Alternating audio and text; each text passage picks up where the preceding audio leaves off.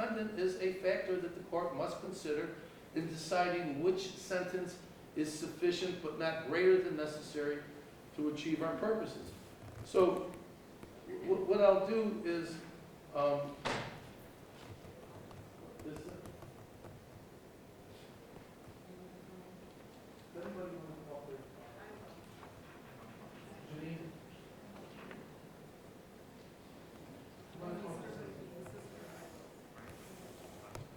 Your Honor, one thing as a point of procedure.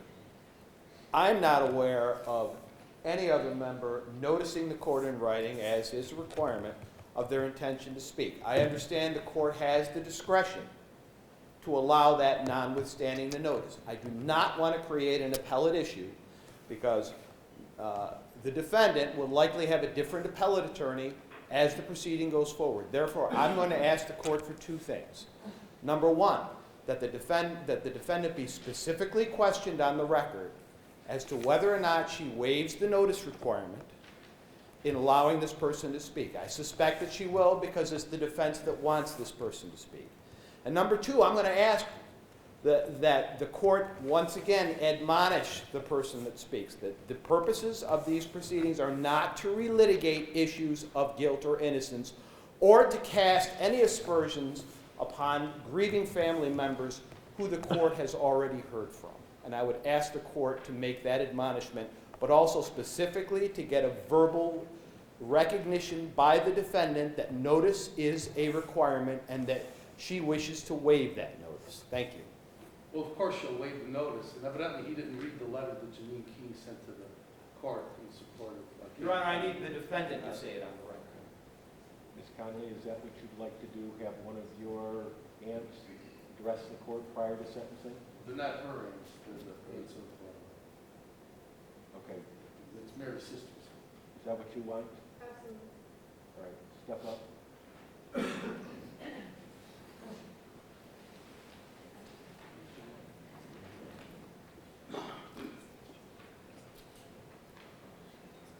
I'm respectfully addressing the court and as is required in Speak up sentencing. again. My name is Janine King and I'm Mary Yoder's sister. I wrote a sentencing letter and I'd like to be able to read that. And as per requirements, I am strictly addressing Kaitlyn's character as I know her, rather than any details and things that I disagree with that, that happened. Correct. I don't want to hear your opinion of the jury trial or the jury verdict. If you want to talk on the issue of sentencing, you can address me on that subject alone. Okay. Dear Judge Dwyer, Mary Yoder was my sister. I have one statement in that Kaitlyn Conley has been convicted of first-degree manslaughter in my sister's death. Although I firmly believe she is innocent, I must respect the decision of our courts. With that being said, I am writing to you to plead for mercy and leniency as you decide on Kaitlyn's sentence. I didn't know Kaitlyn well before my sister died. I knew of her mostly through the things my sister said about her, all good things. Kaitlyn was hired to work at the chiropractic office owned by my sister and her husband around the same time Adam, my nephew, Kaitlyn's boyfriend at the time, was hired. Ultimately, Adam didn't work out. According to my sister, he stormed out and quit one day after a disagreement with her and Bill, which is quite a different accounting that was testified to by the Yoders. Mary remarked to me once how grateful she was that Kaitlyn had stayed on. She said that Kaitlyn had been brought to them through Adam, and that despite being distressed about how it ended with Adam, good had come from it after all. She said that Katie was working out beautifully and was a godsend. Mary spoke approvingly of Katie's work ethic. I remember her mentioning how impressed she was that Katie could maintain excellent grades in college while working at the office and also throwing interior painting on the side. On many occasions, Katie would babysit for Liana's 4 children. My niece, Liana's my niece, Mary's daughter.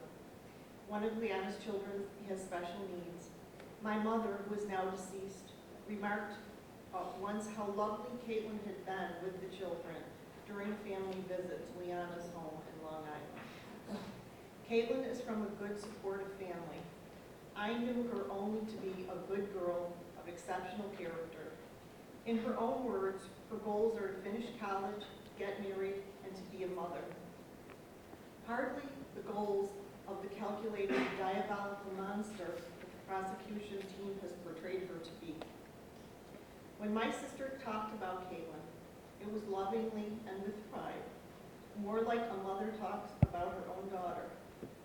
This is the bond that existed between them, and those that knew both of them will tell you the same.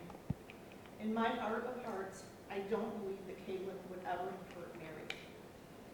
It is my belief that Kaitlyn wants only to live a good, productive life and would never intentionally harm anyone. I believe that she has been wrongfully convicted and that in this instance, this is an instance where our justice system has failed. This makes me the heartbreak of losing my sister almost unbearable. As I said earlier in this letter, I do understand that I must be respectful of the court's verdict and therefore also accept that Kaitlyn will be sentenced. I pray that you will show mercy as you decide on her sentence. Thank you. Can I ask you a question? Yeah. If Adam Yoder was sitting in that chair right now, what would be your recommendation to me?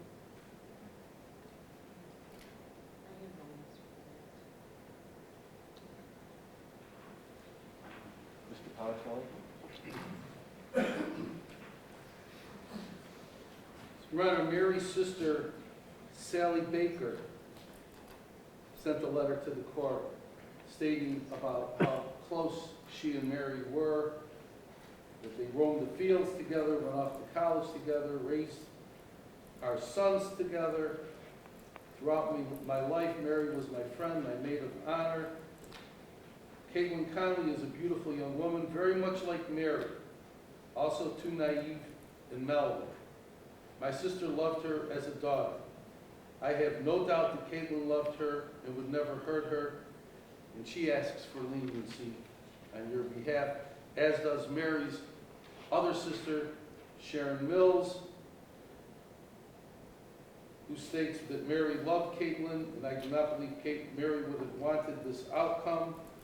I've come to know Kaitlyn and believe she is good, kind, and caring woman with a loving heart. To my knowledge, there isn't a single person who has come forward to suggest anything otherwise. On the contrary, people who know her have nothing but wonderful things to say about her. So these are also members of the victim's family that the court should consider. And I assure you, I have read each and every letter sent on behalf of Ms. Conley. I also want to mention just a couple of more letters. Her nephew, Mary's nephew, David King, sent a letter to the court. In spending time with Kaitlyn's parents, siblings, and friends, I do not believe Kaitlyn's fabricated her entire persona from childhood to adulthood to achieve this one heinous act in a series of duplicitous events as a 22-year-old woman. Kaitlyn is trusted and loved by those who know her. They are not spellbound by some diabolical nature. As a registered nurse, I see the best and worst of people. I recognize compassion. I recognize caretakers. And that's another thing. The impression is that Katie was not remorseful when Mary died. And she certainly was, and she certainly showed it in every possible way. The letters from Katie's parents. What can a mother and father say? Except Kathy Conley says, a mother knows her child. To imagine that Katie is anything but the empathetic, loving, considerate young person that she has been since she was 2 years old is preposterous and totally out of character. She is surrounded by a large, extended, loving, and supportive family who share the same values of faith, honor, and moral ethics. I know beyond any shadow of a doubt, Kaitlyn did nothing to harm Dr. Mary. Now, what she says, what I'm going to read to you next, is repeated in about 20 other letters that the court has, but instead of going through each and every letter, it's best summarized by what her mother says, that she knows her daughter's graces, accomplishments, strengths, and gentle, caring nature. I have witnessed her kind and loving spirit, her willingness to help others and put others' needs before her own. Her father and I have ardently tried to raise all of our daughters to be morally upright, conscientious, loving, and considerate.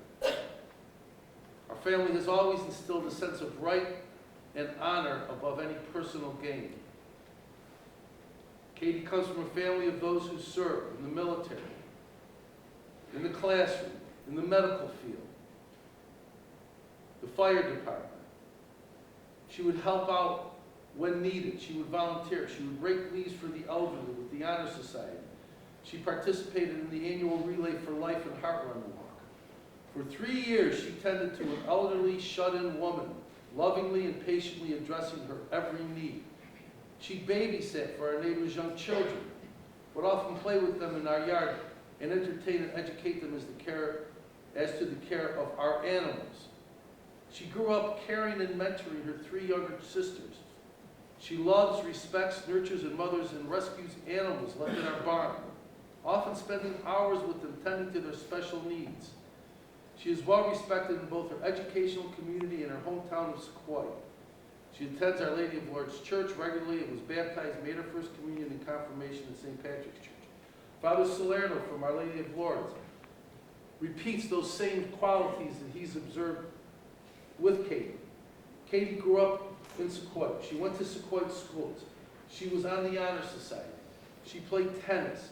She was a member of clubs. She had friends. She volunteered in the community. You could not have asked for a more model citizen than Katie Conley. She took care of pet turkeys, pet chickens, horses on her barn. The character of the defendant has to be considered in deciding what an appropriate sentence is. What you have before you is a person to be sentenced on the crime of manslaughter in the first degree based on a theory that she did not intend to kill Mary Yoder, but only intended to cause serious physical injury that ultimately resulted in death.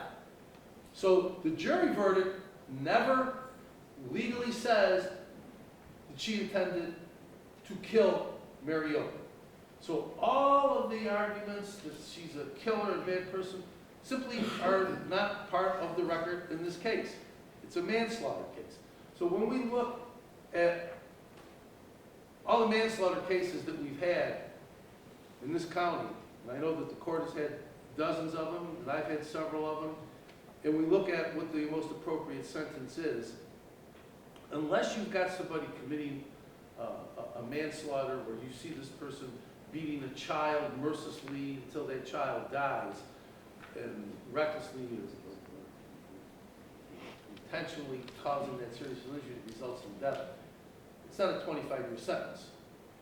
I think that all of the factors that the court needs to consider in determining what sentence is sufficient but not greater than necessary would militate more in favor of a lesser sentence, as less as you can give her, which is 5 years.